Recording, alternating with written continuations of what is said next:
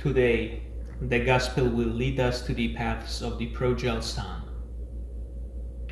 Indeed, many of us, probably everyone, will recognize ourselves there.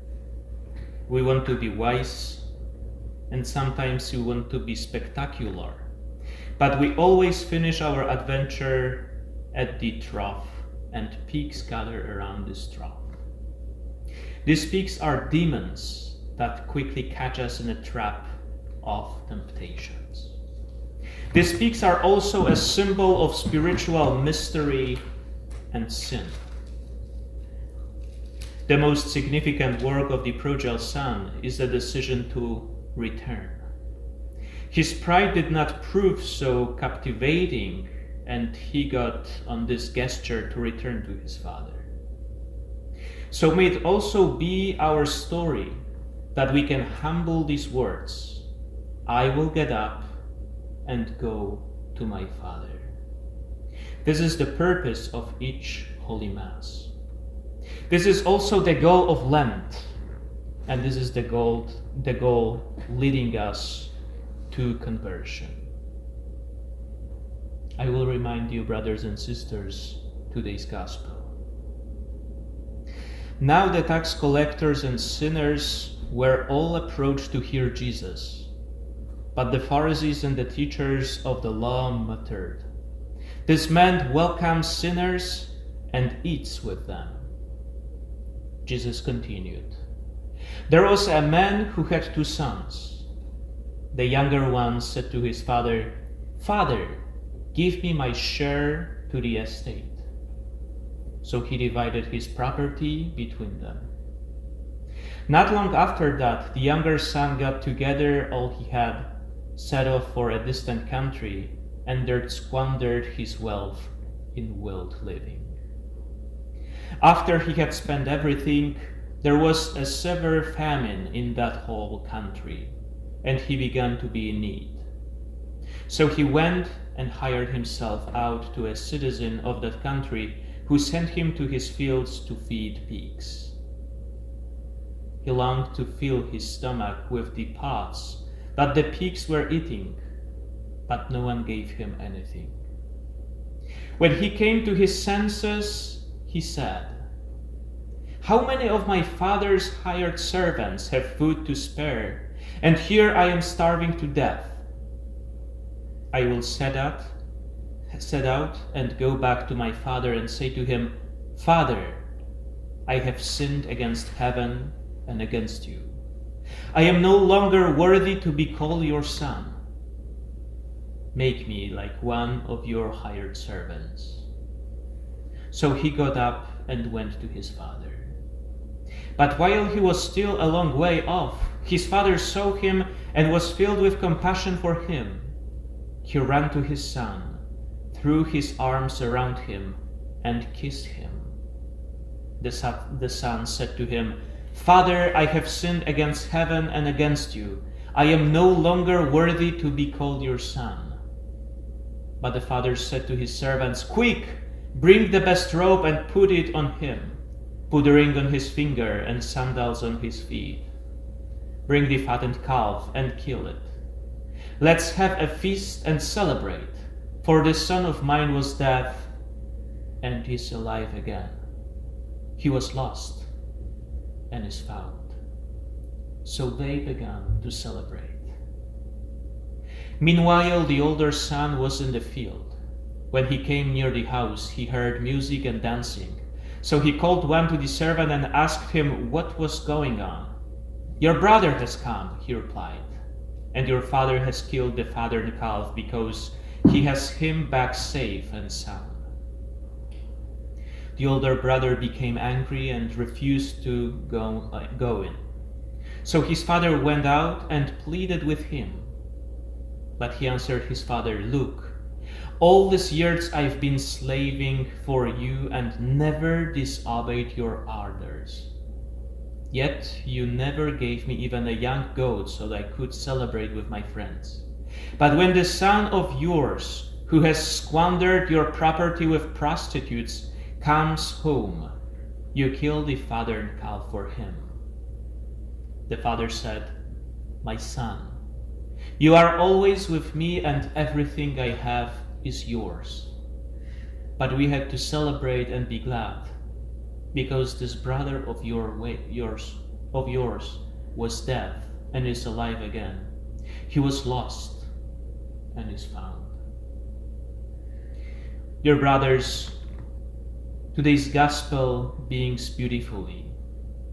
At that time, all customs and sinners were approaching Jesus to listen to him. It is not written that they came to be closer. It is noted that they were approaching. And this word has much more depth. This does not mean that someone is trying to come to someone or go to someone. For example, a man goes to a woman, and maybe their mutual relationship will result from it. Sinners were approaching Jesus, but it was not so simple, because Jesus aroused fear and his presence. In the Gospel, it is written that the apostles were afraid to ask Jesus for many things, and sometimes they only conducted discussions in their group. They are afraid to stand in front of Jesus and straight in the eye to ask him a question, because Jesus aroused great fascination, but he also produced fear. Jesus arouses a great fear, especially in sinners. They are afraid to approach him and often bypass the church or look in a different direction. Sins are why people often criticize the church, and sometimes many absurdities already occur in this criticism. Therefore, today you should admire people who approached Jesus. But why did they want to get closer to Jesus? Did they want to talk to him? Did they want to explain their sins? Did they approach to treat Jesus and say, "God, help me, and let me live with a girl only on weekends"? All right, I won't be on weekends, but on weeks, normally, it's probably nothing bad. No. These people did not come to negotiate with Jesus, but it is written that they approached him to listen to him. Dear brothers, I warn you and myself all the time, because we, the priests, are particularly threatened. Something may not work in Christianity. Perhaps one of you is surprised and asks yourself, why is this? I go to the church and pray. After all, everything shall be fine. And yet, we are constantly accompanied by some afraid or sadness. Perhaps you are talking to the Lord Jesus all the time. Sometimes there are situations where people come to the confessional and say, "Father, before I came to confession, I spent over an hour before the Blessed Sacrament." Well, the question arises at this point, what did you say to Jesus during this adoration? What did you think about when you started at Jesus? Then such a person replies, "Well, I thought about my matters. I wondered what I to tell God and what I would tell the priest during the sacrament of reconciliation." Another question arises here. Did you listen? Do we listen to God, brothers? Today, sinners often do not listen. They only speak and try to explain themselves. Some time ago, I found 2 interviews with prostitutes on the internet. In one of the interviews, the woman says, "Yes, I do it, but I have no remorse. I collect all my money for my son's education, and they do it out of love for the child."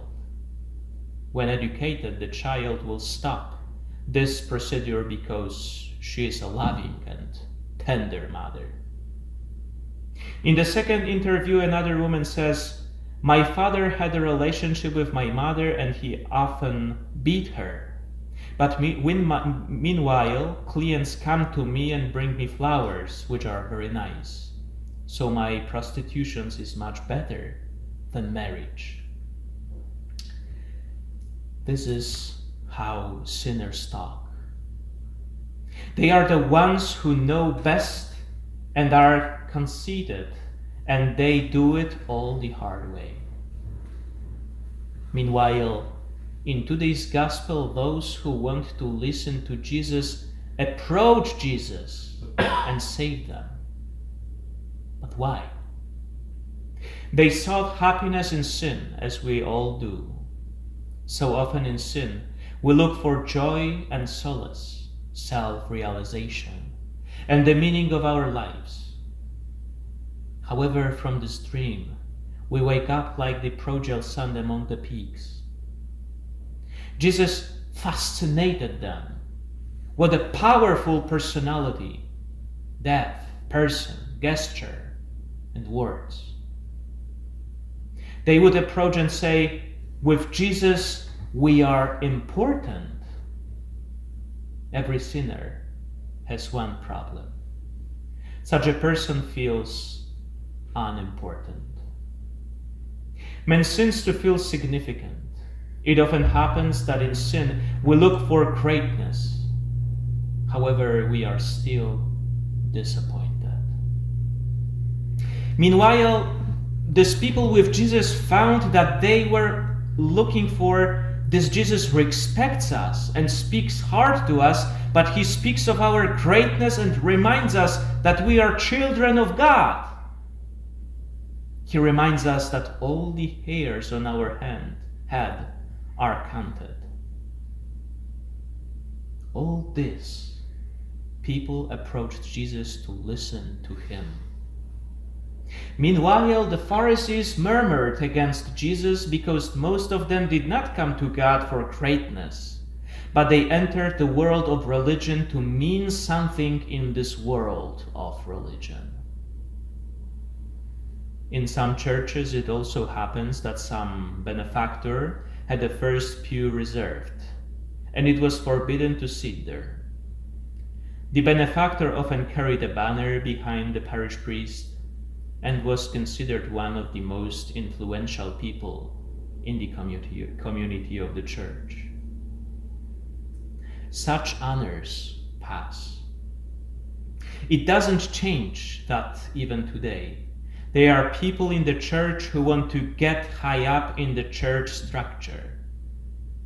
Such people often say, "I have an excellent confessor, even for exclusive retreats abroad to religious communities, and I meet the most famous preachers." This can be good, but it can also be wrong. Someone once said an exciting thing: "The most dangerous lie in life is a religious lie."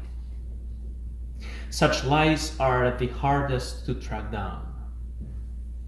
Someone once said that the most brilliant thing is to give someone poison in medicine, in the cups.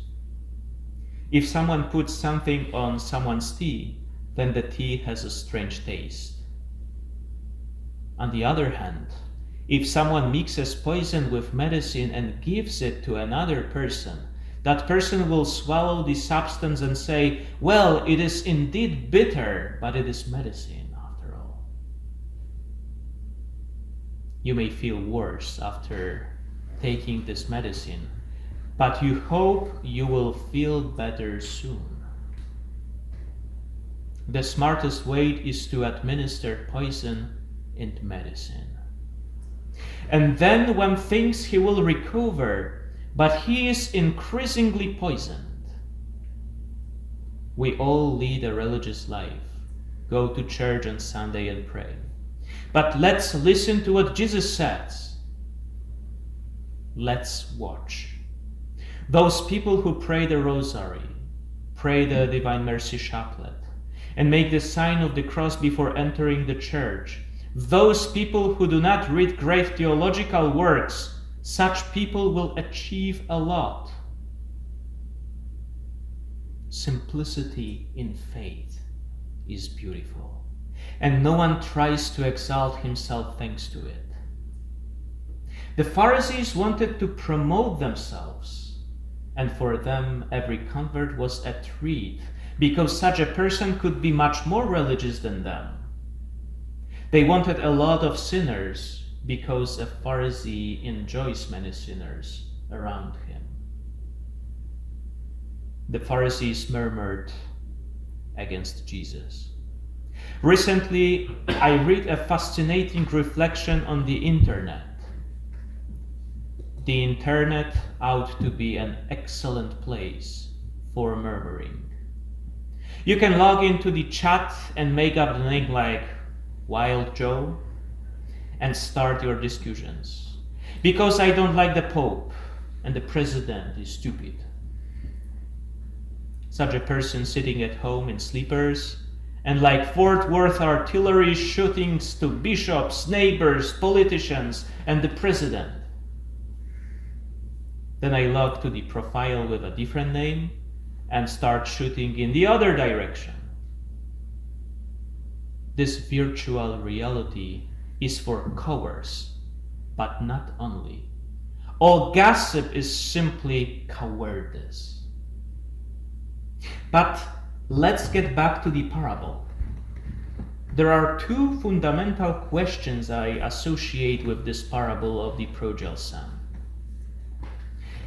First, where is the mother in this story? There is a father and two sons, but where is the mother? Of course, we can now write our script and say that, for example, he is dead, or that this was just a made-up story. Perhaps the mother would explain to the son not to go anywhere and that she would take care of him. Meanwhile, the mother is gone. It is a parable about people, about people's attitudes, but above all, it is a parable about God. And God is both Father and Mother. Please note how beautifully is this shown in this parable. It is hard to believe that one person can have the features of a mother and a father at the same time. He respects freedom. The son comes and says, "Father, give me my share of the estate." Meanwhile, let's imagine how a woman and mother would react. She would indeed say, "My dear son, you must think, you must consider. Sleep and solve this problem tomorrow, but actually, I think you are doing it wrong. But wait, your aunt will come tomorrow. Maybe she will explain it all to you." Meanwhile, the son tells the father, "Give me my money." What does the father do? He immediately gives his son the money. Do you want it? Go ahead. Go out into the world. You already have your money. The father is more likely to let his son suffer if he wants to. It usually happens that a woman strokes her son until something stops hurting him. Meanwhile, the man will stroke only once and say, "You can stand it." Let's imagine a situation where a man and his wife are walking in the park and their young son is running between them. Suddenly, some bully starts fighting with this young son. And what is the woman's reaction? "Oh God, they are beating my son, separate them!" What will be the father's reaction? "Wait, our son wins. Hit him from the right." Father will step if a knife or a broken bottle appears. The man will endure, although he is also sad when he sees his son suffering. The man knows that his son must go through this suffering. Unfortunately, many times it is too difficult for women. Perhaps the prodigal son was convinced that his father would deny him what the son asked of him. But meanwhile, the father says, "Take it and go." Father knew what would happen to the estate because he was a wise man. Father knew that this would lead to disaster and that his son was irresponsible and that he would not be able to cope on his own. This is a parable about how much God respects freedom. That is why we often don't believe in God. We often say to ourselves that if there was a God and I went to sin, he would stop me, or some angel would appear to me and tell me that I mustn't. But no, God will allow it. He will let us because there is no love without freedom, and he wants to love us. Of course, there are people who have kept their son, but now this child is with them. But this child is not the part of this family. Sometimes you need to let your child choose, even if something were to happen to the child. When that child will come back to you and then be with you. We, as priests, often had meetings on youth ministry. What should young people be given to keep them close to the church? Why don't we buy them some nice pens or have some fun? Maybe it is worth bringing famous actors to sign autographs. And one of the priests said, "So what if we stop them at the church with sweets and autographs?" It is probably heartbreaking for all of us when we see young people sin. However, if they are mature people, they have every right to do so. Go, brother. Find out what this sin tastes like. Go. It is in this parable, but God allows it. That's the risk of love. Love is a risk. Don't any of you take risks when you get married? If one of you decides to have a child, can anyone predict that this child will not accidentally become a criminal? The mothers of great dictators probably did not know what their son would one day do and invert. This is a huge risk. And God loves us very much, but without this risk and freedom, there would be no love. The same man who gives his son half a fortune and let him go lose that fortune, the same man later awaits his son's return. When the son returns, the father jumps up and rejoices. Notice how tender this father was, because in him were both mother and father. In God there is father and mother. God can be though and fearsome, but he can be like a woman, very delicate. It is written that the father watched and was deeply moved. When the elder son came, how did the father speak to that elder son? The father said to him, "My child." This is a clear mother-to-son phrase. Fathers do not say to adult son, "My child." That's what mothers usually says. In this father there is both father and mother, and therefore the fullness of God's love is in him. Man needs both a father and mother. Both a woman and a man need this toughness so that they can talk hard with their father. Both women and men need a mother's tenderness. And we have the second question. This parable is a bit suspicious. If this father was so good and wise, why did he have such sons? One squandered half of his fortune, and the other was so stubborn and complex that he did not want to enter the house when the former returned. If he was such a good father, and if this is the image of God, when why were these sons so weak? We've all listened to good stories for 5, 10, or more years in the church. These stories shows us the lives of the saints, and parents often tell us to be polite and hardworking. So many times we have been to church and heard, "Be good, do not sin, pray."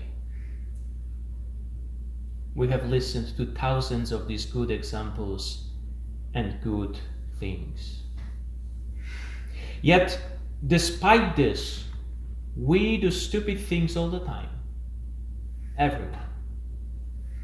This is the secret that there can be a good God and 2 sons who were very close to authority and learned nothing. The father in the parable and God, they are the masters of patience. He has to pet one son because he has just come to home, and he has to pet the other son because he doesn't want to go in. He's still working on his sons. Why did this young son deceive to leave? We do not know. What do we know about him? All we know is that he was young. These younger sons often have a more complicated life, but sometimes the older sons think otherwise. This younger brother had a perfect father and an unsympathetic older brother who was complex and oversensitive about himself. Maybe you happen to have a friend or someone in your family with a unique and cheerful personality. Such a man who is very good and very smart, but they can sometimes make you sad. That doesn't mean that person has to become evil so as not to make anyone around them miserable. Perhaps you have a friend who is always right when he speaks up. This son has just such a wise father who was simply impeccable. All this reminded the younger son of what we all fear together: you are nothing, you are a loser. Then he decided to break with this world. He took all the possessions, for it is written that he took all and went far away. He went very far from home and made sure that nothing that was his was left in this home. He took everything and wanted nothing to do with his world. He went into the world because he wanted to start over and become important there. But after a few weeks or months, he found himself among the pigs and again heard this text in his heart: you are nothing, you are zero, you are a loser. Many girls in this world decide to break off all contact with God and the church, and break off contact with their parents because she finally wants to become important. They are doing it for fame. Then sometime later, she wakes up in ambiguous circumstances with a strange man, and her conscience screams, "So what about a girl named I am important, huh? Where is your validity?" We have come full circle. Wherever we go, we take ourselves everywhere and cannot run away from ourselves. He wanted to get away from them and from himself. So he asked for his share and took everything. We also often take everything from God, our upbringing and our culture. We got all this in the church and were taught by parents, grandparents, and priests. So many people take everything, and go far away from God. All these gifts, intelligence, fertility, sexuality, beauty, education, it is all starting to be used for sin. So people leave and they are sad. Did you know that the number of suicides extended the number of victims who lost their lives in car accidents? The limit is bigger. It's all because people leave the church and often end up and the trough among the pigs. They leave those families. They leave those spiritual families. The son in this parable starts to suffer from hunger, which is the turning point. He comes home because he's hungry. He is not coming back because he feels sorry for his father. He didn't even say in his heart that he was wrong. He realized that his father's mercenaries had plenty of bread. So he decided to go back, and he planned what he would say to his father on the way. He didn't want to come and say, "Father, I'm hungry." Instead, he decided to say, "Father, I have sinned against God and against you. Therefore, I am no longer worthy of being called your son." This was supposed to be an introduction, after which the prodigal son continued, "Make me at least one of your mercenaries, of your servants." This means that the son wanted to be close to the food. He could ask his father to make him one of the servants working in the bakery or kitchen. He wanted to be close to the pantry.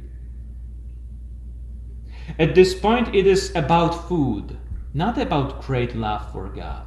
And what? Meanwhile, this father knows everything. And what? And the father accepts him. If a person is in the particular state at this moment, then in 15 minutes, after 15 minutes, this situation will still be there. If any of you are greedy, most likely, you will be greedy tomorrow. But of course, this does not mean that he will be doomed to this greed, because you can always change. Today, we are who we are, and God accepts us as such. We often get angry and hate ourselves. Why do you hate yourself? Because I am what I am. And what will you do with it? Love yourself, brother. You have a chance to develop and are invited to this development and conversion. I am furious because my father is what he is. And there he is. You know what? He will be like that tomorrow too. After 1 week. He will probably be like that too, although things may change. Many of our fathers, brothers, and sisters will never be changed. They will be like this for the rest of their lives, but always they have a chance for salvation. We have to agree to it, as the father in the parable agreed to let his son go. When the father saw his son, who was emaciated, he understood why the son had come back. But already the first change, he reacts with love, and I give him a ring. The son had already delivered the first part of the speech, but when he saw how much his father loved him, he kept silence about the second part. Finally, father says, "Get me a cloak and ring here quickly." Here we touch on a problem that is also often our problem. This boy meant one thing: give me food, please give me something to eat. I haven't eaten for days. Meanwhile, what does the father say? Give him the coat, give him a ring. Later the father says a feast must be made, but the preparation takes a long time. Probably we organize the feast in our homes. Why does the father act like this? He sees that his son is hungry. However, the father also knows that his son needs dignity most. Dignity, brothers. Look, you come to the church and you are hungry. Many of you are probably hungry for relationships and love. Many of you are probably hungry for health and money. But meanwhile, in the church, they don't give pretty women, they don't give health, then they don't give money. You come to church and I say to you, the Lord be with you. It is nice to have you with us, but I have problems that aren't resolved. God knows what we need. And if you believe that the Lord is with you, you will survive the past or unknown exam. But on the other hand, you will experience loneliness, long or short. But first, you must have dignity. Because if you don't have dignity, then the exam will end, the debt will be end, and the loneliness will be end. Then a new idol will appear that will cool the mind and heart. People who don't have a sense of their dignity don't solve the problems. They only change those problems. Such a people exchange one hunger for another. We are participants in the scene of greeting the Son with the Father and in the church at the Holy Mass. If someone asks a priest what he does, such a priest may say that he spreads his hands. However, priests do not spread the hands in the gesture that they don't know what to do. Sometimes we do like that. I don't know. Yeah? It's not working like that. They spread their hands and say to you, the Lord be with you. Once a lady said that I am the only man who spreads his arm at the side of her. Hello. Yeah. Meanwhile, I did it during the Holy Mass in front of the whole crowd of believers. All prodigal sons and daughters, but also to myself, I spread my hands. The Lord be with you. We do not give you rings, and we do not provide you robes, but we will give you Holy Communion. I know it is a little different food, and you have other hunger, but first, God gave it to us. The Father made his Son wait for this food for a very long time. The Lord be with you. You often hear this at Mass, and you will listen to even more good works. That is why it is even more important to go to confession and receive absolution. Sinners also come to confession and go to their Father who is waiting for them. And someone may say, Father, but I am a sinner all the time. I am living with the unmarried woman, and I have many temptations, and I have no intention of giving them up yet. Are you still far from God? Yes. But in the Holy Scriptures it is written, while he was still far away, his Father went out to meet him. So when you come to Mass, there is most likely a battle in your heart. The Father didn't say, Son, have you come to return my money? Or do you have a plan for how you are going to work it off? What's the motive for your return? Why don't you fill out some spatial survey? Do you promise to improve? This father is not pedagogical and does not ask his son anything, does not require anything from him. He just immediately calls for a coat and drink to be given to his son. This is our God, brothers. Are you far away? Perhaps some of you are not planning to receive Holy Communion. But God also wants to tell you today, the Lord be with you.